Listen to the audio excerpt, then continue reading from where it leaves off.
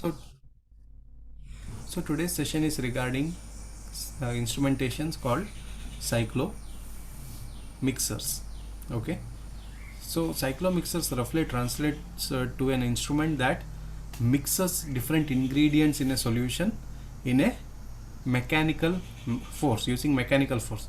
Normally what do? We prefer to use our own energy and we dissolve it, right? In a beaker we take a solvent, we add solute and we dissolve it manually using a glass rod. However, certain chemicals, okay, certain reagents and certain solutes will not dissolve very easily, okay, or readily with the solvent. So you require to add little bit of mechanical force behind your this mixing process to be first to be complete, and then it should happen very fast. So for that purpose we are using mechanized force for mixing. So this part of using mechanized force for mixers is known as cyclo mixers. Okay, overall it is called as mechanical mixing, but the part where we use circular motion is cyclo mixers. The other name for cyclo mixers are also called as vortex mixers.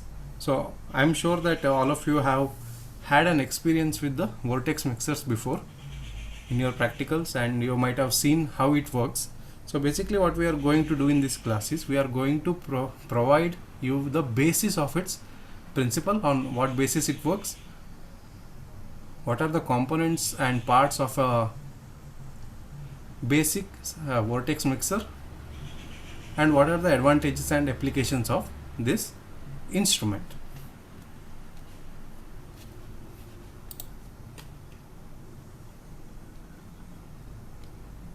Okay, first of all let us see why mixing is important and what significance it carries in the laboratory. Number one, why mixing is required? Again, to prepare solutions, to prepare reagents that can be used for identification and estimation of different analytes within the sample. So can't we just using our hands and glassware, the routine thing what we do? Yes, we can do it, but as I told you earlier, certain reagents and certain solutions do not mix well, okay, mix readily. So you have to add little bit of mechanical force into doing it. So mechanical mixing is more required. So what then now? Now there we can get two types of mechanical mixing instruments that we commonly use in the laboratory. One is vortex mixer, the another is magnetic stirrer. Okay, magnetic stirrer is more commonly used in preparation of histological stains, because these histological components, the components within these stains do not mix readily at all. It takes long time. Even with the magnetic stirrer it takes around 10 to 15 minutes for the proper mixing of components. So these are the two mechanical mixing instruments that we are going to focus. One, we do it in this session. If time permits we will continue, if not we will do it in the next session. Okay, right. So a little bit about mechanized mixing. The process is carried out mechanical. Instead of using man force behind this human effort, we use mechanical energy. Again, it is used for solutions which do not mix readily. This is used for dissolving solute in solvent where prolonged mixing is required. So another component to add. Commonly we use shakers, vortex mixer and magnetic stirrer. So let us understand what is a vortex. Okay, vortex is a region in a fluid in which the flow revolves around an axis line, which can be straight or curved. Okay, so to give an example, we can say that in Kannada we say suli. Okay, we see that happening, a whirlpool in English. So vortex is that type of a thing that happens in a fluid which provides a circular force that revolves around a straight line. It can be straight or it can be curved. So this provides the mechanical effort required for dissolving hard solutes. Okay, so this is how a vortex will roughly look like.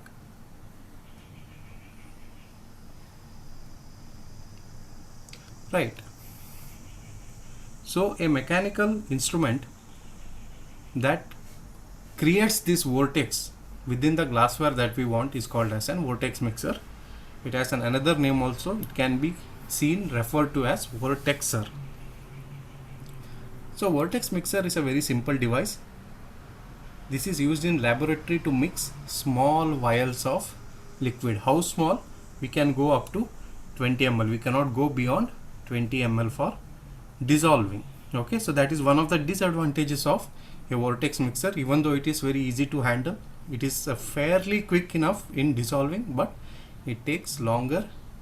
It does not take larger volume of liquids to mix. We can only limit it to a certain extent. The one which we have in our laboratory is limited to 20 ml. So the mechanical part of this instrument consists of an electric motor which has a drive shaft oriented vertically. Okay, a motor is there and there is a drive shaft that is vertical in nature. That means the rotational force that is generated in the motor will be carried to the top using a rod and attached to a cupped rubber piece mounted slightly off center. Okay, so when it is mounted off center, the rotation it generates, the way it rotates, it will generate the vortex. And why we use rubber piece instead of a metal? Because as these force are generating, the vibration can cause the glassware to break. Okay, to prevent the breakage of glassware, we use a soft cushioning material, commonly used rubber piece, because it is longer duration than other soft materials that we can use. So the working principle is, as the motor runs, okay, the rubber piece will oscillate rapidly.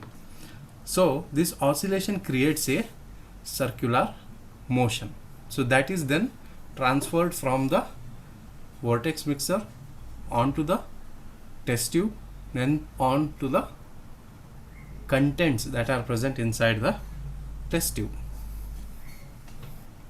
So when a test tube or other appropriate container is pressed into the rubber cup or touched to its edge, the motion is transmitted to the liquid inside and a vortex will be created, just like what I said. So this transfers the energy from the motor through the axis to the rubber cup, from the rubber cup into the glassware into the liquid. Okay, so it is just transfer of energy from one point to another point. So this creates the vortex within the glassware.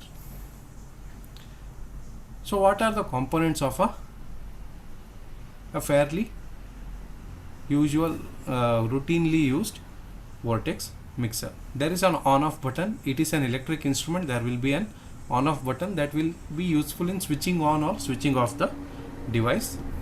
There is a speed control knob. Okay, so this is to control the speed, the RPM of the rotating motor and speed of the vortex to be generated. I am sure you have the experience of handling this. So based on the speed, to control the speed, we use the knob. So there is a rubber cup at the top on which the test tube is placed. So this protects the glass from breakage and shattering. There is a mode button. Okay, this mode button is not present in all the vortex mixers. It is present in some of the vortex mixers, where it is used to change the mode of speed. So we have a mode button in our instrument in the laboratory. There it changes the changes to pressure sensor. Okay, so one mode you control the speed, in the other mode you increase the pressure. Based on the pressure, the motor will rotate. So what is the working principle? So when the test tube is placed on the rubber cup and the speed control knob is turned, how much ever speed we want, we adjust it. The motor starts to rotating at the speed that we have selected. So due to the off-center placement of the rubber cup, it is oscillated, it will oscillate. So this oscillation creates a circular motion within the rubber cup, which then transfers into the test tube and into the liquid that is present within the test tube. So thus mixing the mixtures that are present within the test tube. So what happens? We select a speed. When we select a speed, the motor will start rotating at that speed. So it transfers the energy, that circular motion, into the rubber cup. The rubber cup is placed off center, so it oscillates. This oscillation creates a circular motion, so that circular motion is transferred to the test tube. From there into the fluid, that is liquid, that is contained within the test tube. Okay, so this results in mixing of liquids and ingredients and components that are present within the test tube. So where do we use it? So it is present in almost all biochemical or analytical laboratory, where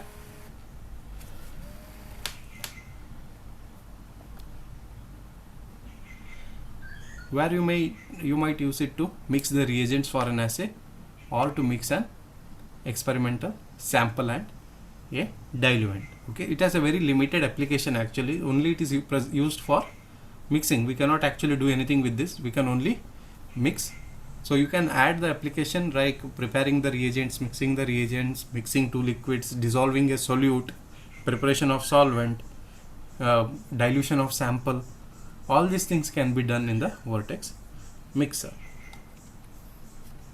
So in microbiology laboratory also it has some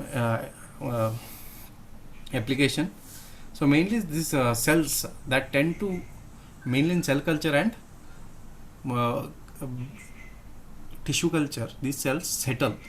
Okay, so the cells and tissues are present within a liquid medium which provides nourishment to these cells.